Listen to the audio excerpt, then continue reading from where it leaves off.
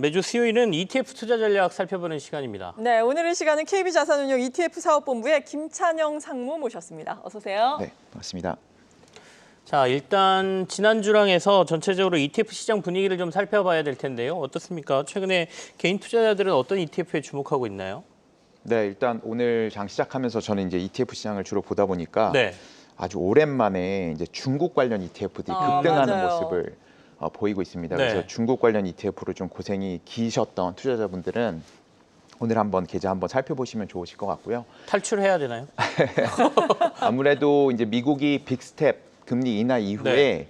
전반적으로 오늘 지금 한국 장중에는 지금 미국 달러화 지수가 100선이 붕괴됐거든요. 네. 굉장히 큰 뉴스라고 볼 수 있습니다. 네. 이제 확실히 미국이 이제 긴축에서 완화로 피벗이라고 하죠. 아예 이제 입장을 변화하면서 중국도 바로 전일 이제 대규모의 양적 완화, 네. 유동성 공급책을 발표하면서 중국 주식 급등하고 있는데요. 뭐 이제 많이 물려 계시는 투자자분들은 뭐 나가야 되는 거 아니냐고 생각하실 텐데 그러니까요. 조금 더 호흡을 길게 보시면 좋을 것 같습니다. 음. 올해 참으셨던 만큼 아무래도 이제 미국보다는 넌 US라고 하죠. 미국 네. 외 지역으로 아마 글로벌 전반적인 투자의 매기가 조금 흐르는 방향이다 보니까 미국 외 지역도 한번 지켜보시면 최근에 뭐 인도, 뭐 대만 다 분위기 네. 좋거든요. 네, 이런 지역도 잘 보시면 좋을 것 같고요.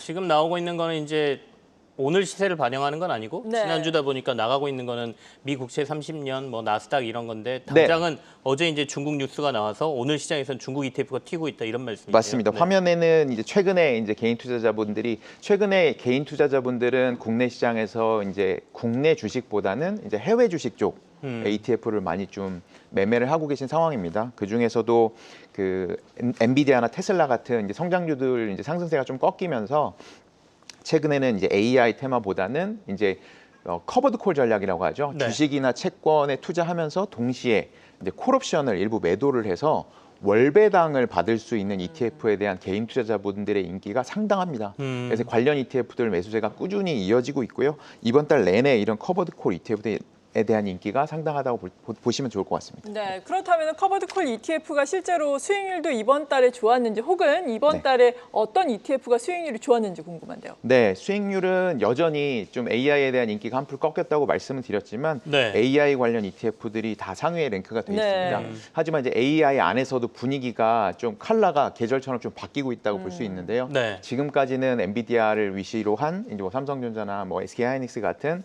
AI 반도체 관련 테마 주식들 ETF들이 인기였다고 한다면 지금 이제 수익률 최근 수익률을 보시면 AI 전력 인프라라고 해서 AI발 전력 수요가 이제 상당하다고 이제 알려져 있지 않습니까? 네네. 그래서 뭐 이번 주 월요일만 해도 이제 글로벌 뉴스로 큰 뉴스가 있었는데 이제 미국의 이제 최대 원자력 발전 기업인 콘스탈레이션 에너지가 이제 최근에 3마일섬 원전이라고 해서 미국 최대 원전이었고 예전에 사고가 있었는데 네. 2028년부터 이제 전력 생산을 재개한다는 소식이 나면서 하루 만에 22%가 급등하는 모습을 보이기도 했거든요. 근데 또 이렇게 원자력으로 생산된 전력들을 뭐 향후 20년간 마이크로소프트로만 독점적으로 전력을 공급한다. 그래서 네. AI발 전력 수요가 앞으로도 무궁무진한 거 아니냐. 그래서 AI 관련은 이제 전력 수요 쪽으로 조금 매기가 좀 이동하는 모습을 좀 보이고 있습니다. 그래서 그런 네. 관련된 ETF 수익률이 좋았다 이렇게 말씀드릴 수 있을 것 같습니다. 실제로도 지금 수익률 상위에 보면 AI 핵심 전력 인프라부터 시작해서 원자력 관련, 전력과 관련된 주들이 다 모여 있는 것 같은데요. 네네네. 국내에서도 이제 조금 조정을 받던 전기, 전력 관련 그렇죠. 주들이 전력 반등이 좀 사이클들. 있었잖아요. 그러니까 네. 그게 이제 ETF 수익률에 반영됐다 이렇게 볼 수도 있겠습니다. 네. 근데 말씀하시면서 이제 커버드 콜 ETF 말씀을 해주셨거든요. 인기 굉장히 좋다고 말씀하셨는데 네. 사실은 어렵습니다. 저도 여러 번 설명드렸지만 도대체 커버드 콜이라는 게 어떤 ETF인지 좀 궁금하기도 하고 네. 근데 또 금융당국에서는 너무 인기가 좋아서 그런지 주의보를 발령하기도 했습니다. 이게 네. 이유를 좀 듣고 싶어요. 네, 오늘 또 제가 나온 하필 오늘 출연일부터 네. 아마 커버드 콜 ETF에 투자하고 계신 분들은 계좌 한번 살펴보시면 조금 당황스러우실 수도 있을 것 같습니다. 네. 오늘을 기점으로 커버드 콜 관련된 ETF들의 명칭이 네. 일괄적으로 다 변경됐거든요. 어떻게 변경이 됐나요? 네, 커버드 콜 ETF가 최근에 엄청난 인기를 최근 1년 동안 받았던 큰 이유 중에 하나가 뭐 12%, 15% 이렇게 1년에 월 배당 뭐 연 배당 이 분배를 상당히 높게 주는 ETF로 매달 따박따박 네. 예, 월 배당금을 받을 수 있다는 걸로 인기를 받았었는데 네. 그러면서 ETF 이름에도 12%, 15% 이런 것들을 표시했었습니다. 근데 실제로 투자를 해보시면 이걸 1년 동안 정확히 12%를 받지 못할 가능성이 꽤 많거든요. 그렇다 보니까 이게 투자자분들을 좀 오인할 수 있겠다. 그래서 이제 금융감독원에서도 이제 경보 발령을 좀 했던 거고요. 네. 아, 숫자 넣지 마라. 예, 맞습니다. 그래서 그 일환으로 뭐 사셨던 뭐 몇 퍼센트가 써 있는 ETF들 이름이 일괄적으로 타겟 커버드 콜이라는 이름으로 전부 다 변경이 됐습니다.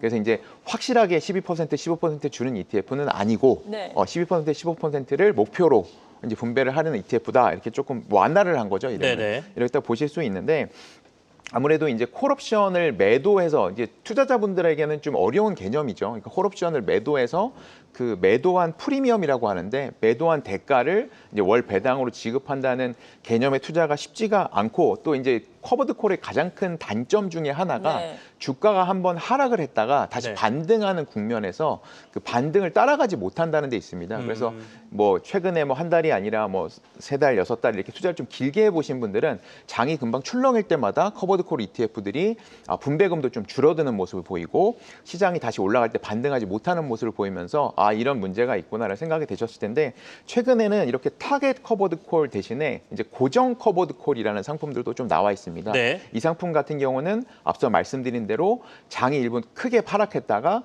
다시 상승하는 과정에서 장의 반등을 오롯이 좀 반영을 할 수 있는 ETF로 그러니까 주가 지수 상승의 참여율을 정확히 이제 고정하는 스타일의 커버드 콜 ETF여서 최근에 이제 뭐 어제부터 상장이 돼서 이제 좀 거래가 되면서 네. 투자자들 좀 관심을 좀 받고 있고요. 그래서 이제 커버드 콜 상품은 좀 이제 매달 고정적인 수익을 원하시는 분들에게는 굉장히 좋은 대안이라고 볼 수 있지만 그 안에 내용들이 좀 복잡하기 때문에 네. 좀 잘 살펴보시고 그리고 최근에는 점점 커버드 콜 상품들이 진화되고 있기 때문에 이제 뭐 월간에 이제 월간의 콜옵션을 매도하는 것보다는 뭐 위클리라든가 데일리라든가 이렇게 해서 주간이나 일간 네. 콜옵션을 매도하는 것들이 훨씬 더 높은 월배당을 주고 있기 때문에 이런 상품들의 동향들도 좀 살펴보시면서 최근에 뭐가 더 유효하게 되는 전략으로 각광을 받고 있는지 이런 거 확인하시면서 투자하시는 게 좋을 것 같습니다. 네. 이게 사실은 커버드 콜도 어려운데 지금 말씀하신 뭐 다 확인해라 이것도 좀 어렵게 느껴져서 맞습니다. 상무님 입장에서는 지금 같은 시장 약간 갇혀 있는 시장이지 않습니까? 네. 그러니까 우상향으로 확실히 시장이 방향도 못 잡았고 그렇다고 아주 하락할 것 같지도 않고 네. 이렇게 변동성이 갇혀 있는 시장에서는 다양한 커버드 콜 중에 어떤 게 낫다라고 보세요? 일단 최근에는 확실하게 이제 월배당을 목적으로 하시는 투자자분들이 많으신데요. 네. 커버드콜을 투자하는 이유가 이런 분들은 꼭 데일리 커버드콜을 사용하는 전략 혹은 뭐 위클리 커버드콜 앞서 말씀드린 그런 일간이나 주간의 그 콜옵션을 매도하는 전략들이 상당히 높은 콜옵션 프리미엄을 자랑하고 있기 때문에 이런 걸 투자하셔갖고 높은 월배당을 좀 지키시는 게 좋을 것 같고요. 네. 그다음에 이제 콜옵션 매도 비율이라는 게 있는데 이게 여기서부터 들어가면 좀 복잡한데 말씀드린 대로 아예 주가 지수가 상승하는 걸 모두 다 포기해야 되는 커버드 콜이 있습니다. 이제 이런 커버드 콜은 좀 지양하셔야 앞서 말씀하셨던 것대로 주가 지수가 다시 뭐 하락하고 상승하는 과정에서 주가 지수 상승에 좀 참여할 수 있는데 좀 도움이 되지 않나 이렇게 생각할 수 있을 것 같습니다. 네, 알겠습니다. 요즘 뭐 워낙에 상장되어 있는 ETF 수가 어마어마하기 때문에 네. 뭐 특정한 ETF라도 이렇게 세세하게 비교를 해보는 것이 필요할 것 같습니다. 네. 그리고 어제 코리아 밸류업 지수가 발표가 됐는데 네. 이 지수를 잘 활용해서 또 ETF를 내놓아야 이쪽에 또 많은 유동성도 공급되고 상당히 좋지 않겠습니까? 네, ETF가 만들어지기까지는 시간이 좀 걸리는 거죠. 네, 일단 말씀하신 ETF는 지금 이제 9월 말경인데 한 달 정도 준비 과정을 거쳐서 아마 11월 초 정도면은 관련된 ETF들도 이제 쏟아질 전망이고요. 네. 앞서는 제가 이제 방송을 보다 보니까 이제 기다리면서 보다 보니까 네. 이제 그 코리아 밸류업 지수가 어제 발표되면서 그 지수에 포함되어 있는 그 종목, 포함되지 못한 종목에 대한 희비, 뭐 맞아요. 주가 흐름 이런 예. 것들 많이 보여주셨는데 일단 전반적인 지수에 대한 얘기를 좀 드리면 일단 코리아 밸류업 지수는 이제 100종목 한국을 대표하고 이제 성장 추세가 살아있는 종목 100종목으로 좀 구성이 되게 되고 이제 종목 수로 따지면 코스피와 코스닥이 67종목과 33종목 이렇게 네. 이렇게 좀 분배가 돼 네. 있습니다. 그리고 또 이제 시가총액으로 보면 코스피에 95%가 투자돼 있고 시가총액 측면에서 코스닥에 5% 정도 투자돼 있어서 약간 이 배분을 적절하게 뒀다 이렇게 생각하시면 좋을 것 같고요. 또 특이할 만한 점은 이 종목의 상한을 뒀습니다. 비중에. 뭐 잘 아시다시피 저희는 한국 증시는 삼성전자나 SK하이닉스 이제 큰 대형 종목들이 큰 비중을 차지하는데 이번 코리아 밸류업 지수에서는 개별 종목의 상한을 15%로 둬서 일부 대형주 최근에 이제 삼성전자 움직임이 좀 안 네. 좋다 보니까 코스피 주가가 좀 못 가고 있지 않습니까? 이런 것들을 좀 완화시키는 차원에서 상한을 15%를 뒀다 이렇게 생각하시면 될 것 같고요. 뭐 종목들을 잘 골라진 것 같습니다. 그래서 네. 뭐 시가총액이나 단기순이익뿐만 아니라 뭐 투자자분들이 다 찾기 어려우신 뭐 ROE나 뭐 PBR이나 이런 지수들도 다 고려해가지고 우수한 종목들을 잘 선발해서 100종목 정도 이게 지수로화되어 있고요. 앞서 말씀드린 대로 11월 초가 되면 이제 각 자산운용사에서 이런 밸류업 지수를 추종하는 다양한 ETF들 나올 텐데 네. 이런 지수를 그냥 저희가 패시브라고 표현하는데 오롯이 그 지수의 성과를 퓨어하게 순수하게 네. 추종하는 ETF들도 상당수 나올 뿐만 아니라 이제 일부 자산운용사에서는 이 지수 안에서도 또 옥석을 가려서 더 상승할 종목들을 더 힘줘서 투자를 해서 비중을 높게 투자해서 더 높은 상승을 추구하는 액티브형 ETF도 나올 예정이니까요. 11월쯤 되면은 달력에 표시하셨다가 어떤 ETF들 투자하면 좋을지 이런 것도 고려해 보시면 좋을 것 같습니다. 네, 이게 패시브뿐만 시장에서 좀 아니라 액티브까지. 아쉬움을 내보이는 게 네.